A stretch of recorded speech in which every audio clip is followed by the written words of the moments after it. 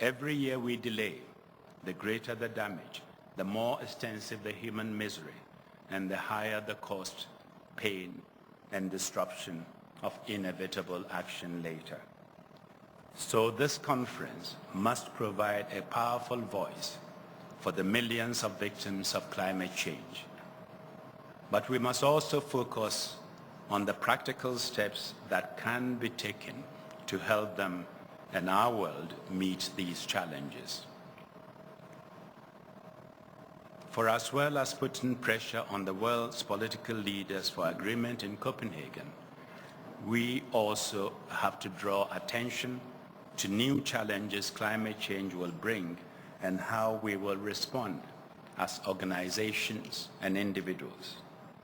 Challenges such as the immense extra demands that will be put on emergency aid and humanitarian resources by more frequent and severe storms, flooding, and droughts.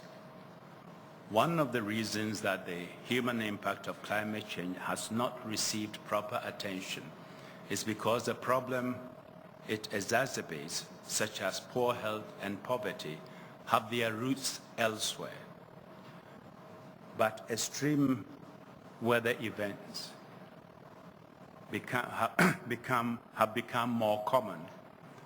The resources and systems to tackle these disasters will be put on the new and intolerable strain. Over the next 2 days, we need to discuss how we respond to these pressures. We will need to find extra resources and put in place better coordination and cooperation so we can provide the urgent help which will be needed. We also must discuss how to give longer-term protection to those forced to leave their land and their communities due to climate change. This is already happening in many parts of the world as once productive farmlands become desert or communities become even more susceptible to unpredictable and dangerous floods.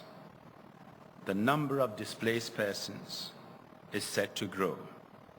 Their plight is as great and more permanent than those forced to flee conflict or persecution. But they have no protection under international law. We must find ways of addressing this. In the coming years and decades, climate change will be a major brake on development efforts and hopes. We must focus on how we put risk reduction strategies at the heart of national and international development plans. We also need to hammer out solutions to specific problems, such as reducing the frightening rate of deforestation, which is hastening climate change, and how we provide affordable and green energy to communities in the developing world. These are both areas where we need new partnerships and to make better use of the expertise, networks, and resources that are available. The Weather Information for All project, which the Forum has just launched, is an example of how private and public partners can work together to deal practically and to deliver results.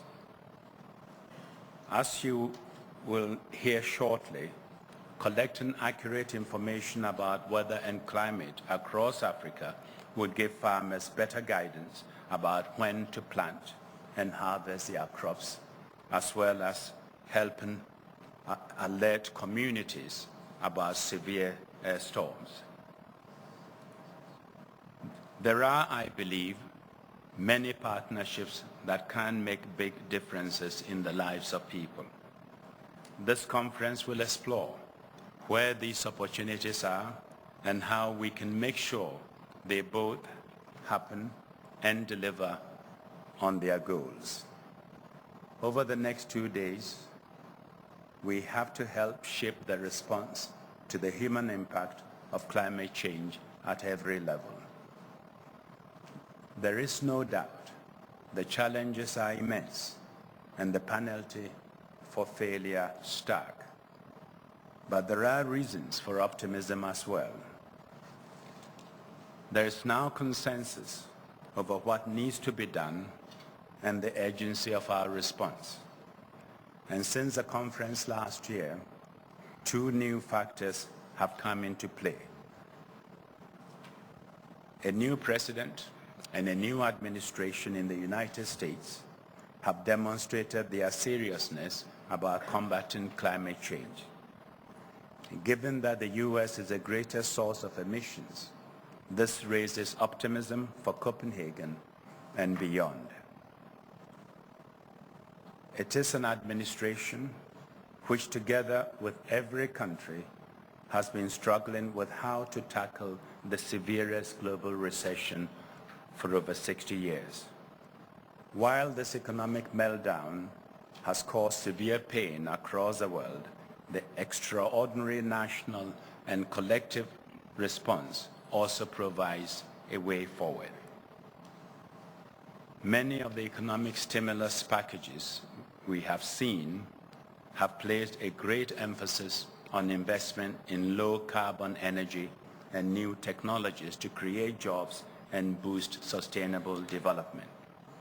Indeed, we have the knowledge, the resources, and the technology to reduce the pace of climate change and safeguard our people and countries from its impact. What is needed is the vision, the courage, and the will. It is easy to place all the responsibility on our political leaders and ask them what they are doing. And there is no doubt about what needs to be done. There is no doubt that the decisions they make in Copenhagen will shape the world we leave to future generations. There is a young boy here who will be speaking to us later today. That is his future and his world. But we must also all accept our individual responsibilities as well. Individual responsibilities as leaders within our organizations, but also as individuals, parents, and consumers and citizens. We all have responsibility. Over the next 2 days, we have the chance to discuss openly and honestly how we can make a difference, to use our collective experience and expertise to point the way to the challenges that must be overcome, but also to arrive at solutions. We too must show vision and courage. I believe this forum is showing the way by bringing organizations and people together. Over the last year, we have made a good start, but we can't and won't rest. There's too much at stake. Thank you very much, and we look forward to a great discussion.